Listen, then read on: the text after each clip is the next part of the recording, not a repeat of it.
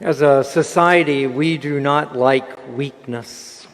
That's not something that we cherish in our society. You can see it in all sorts of places. Athletes, they interview an athlete, he never wants, or she, they never want to talk about an injury they've got. They never want to talk about a doubt. I'm not sure if I can win the next contest. They don't talk like that, because to express those kind of things, that would show weakness. Same thing true in, civic leaders, politicians. They're very reluctant to ever say, hey, I've been thinking about this and studying about this, and I've decided that I was wrong before, and now I have changed my mind.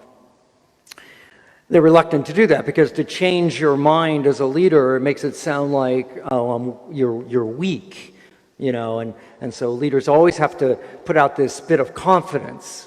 You'll see it a little bit too in weather forecasters over the next couple of days. They're reluctant to say, I don't know where Elsa's going.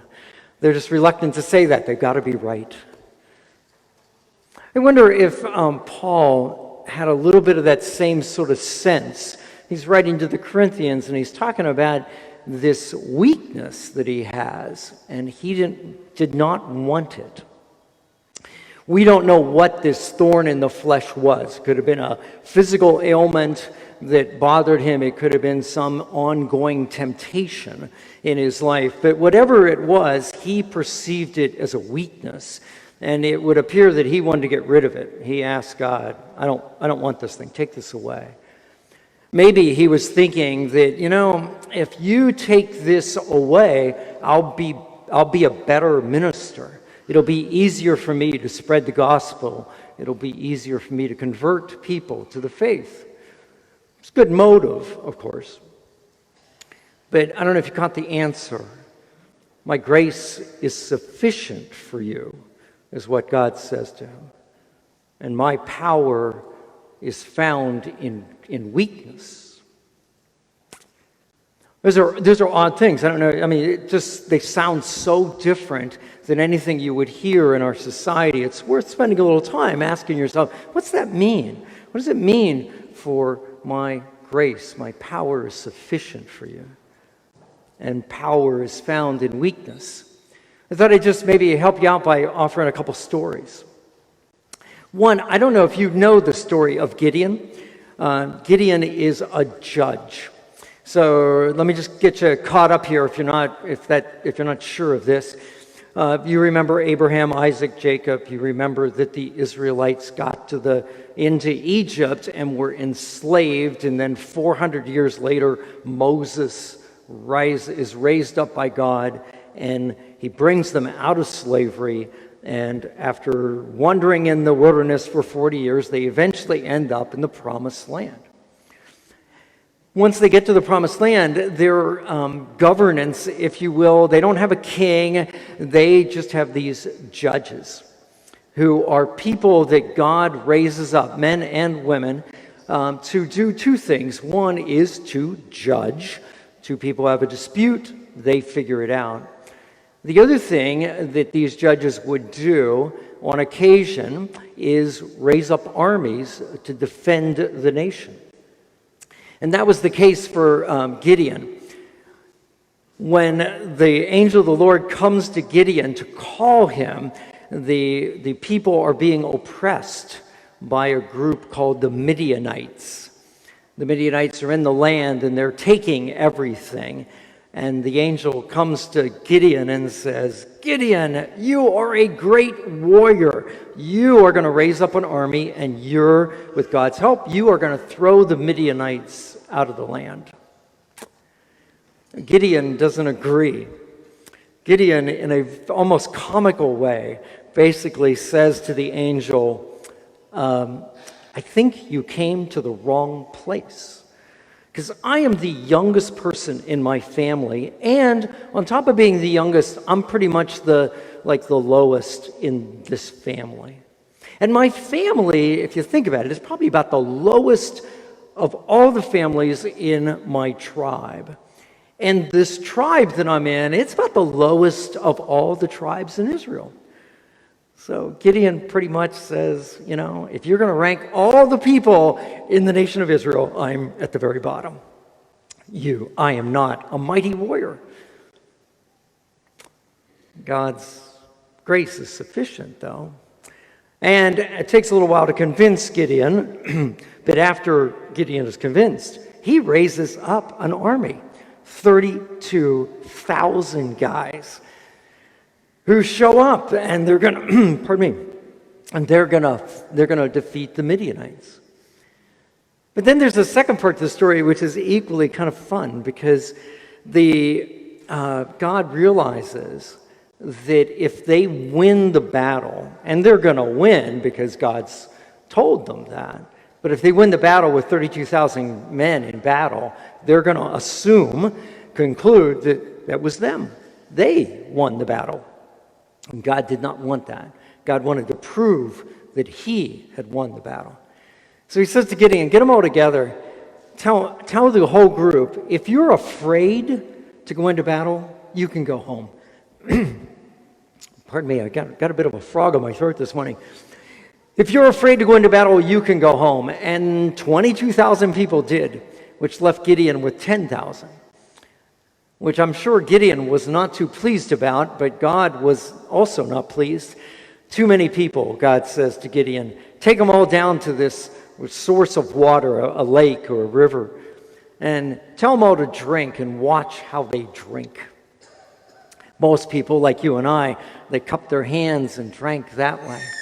But some licked up the water much like a dog would, an animal would. And God said, those are the people. You want those people. Take the dog-lapping kind of folk. 300. That turned out to be Gideon's army. 300. But they did. They defeated the Midianites and freed the land. You look at that and you can see God is trying to make it very clear that, yes, my grace, my power is sufficient. Gideon thinks he's not going to be a good leader, but God's like, I know that. I get this. You're fine. It's not about you. It is about me and about my power. Let me offer you two modern examples. This first one is out of my own life, and it's one of those moments where I got things right. So I'm not doing this to show off. There are plenty of times when I look at this issue and I don't get it right, but I think this is a really good example.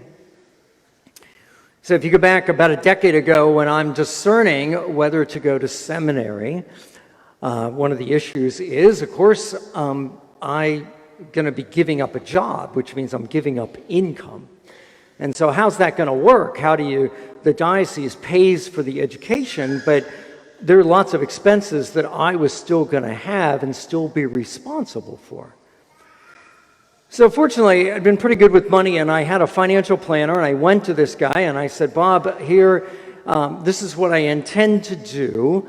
Is this possible? And he says, yes, it is possible, but it's going to depend a little bit on how much money you need every year to pull out of your investments.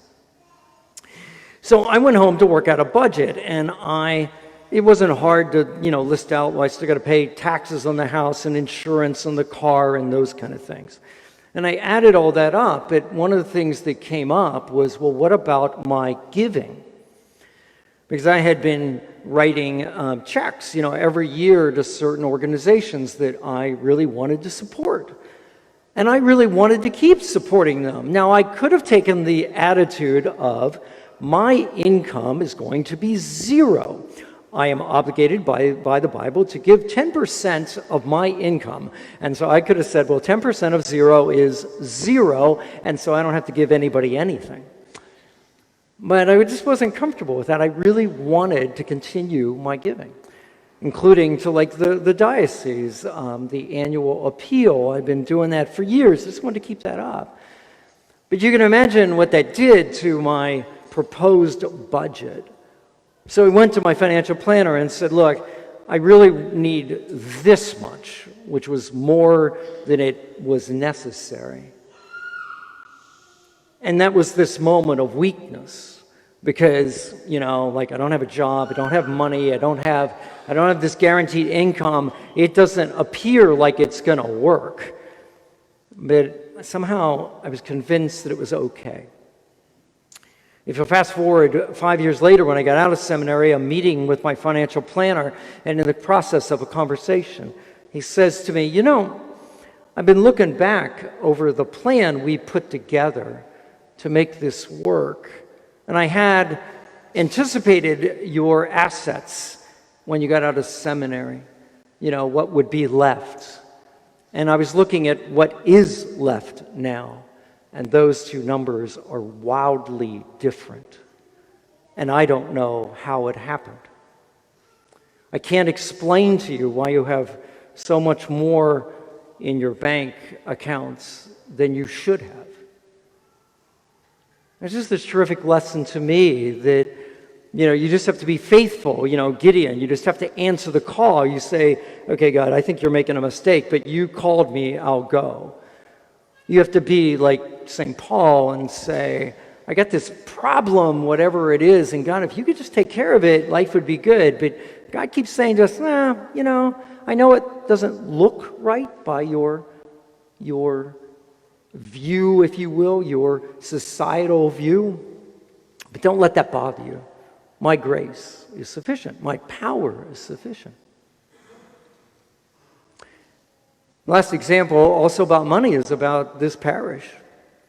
I don't want to go into all the details. It's kind of a little technical, but if you look at the statistics of our parish and the giving around here, it is remarkably untypical of a regular parish in the United States.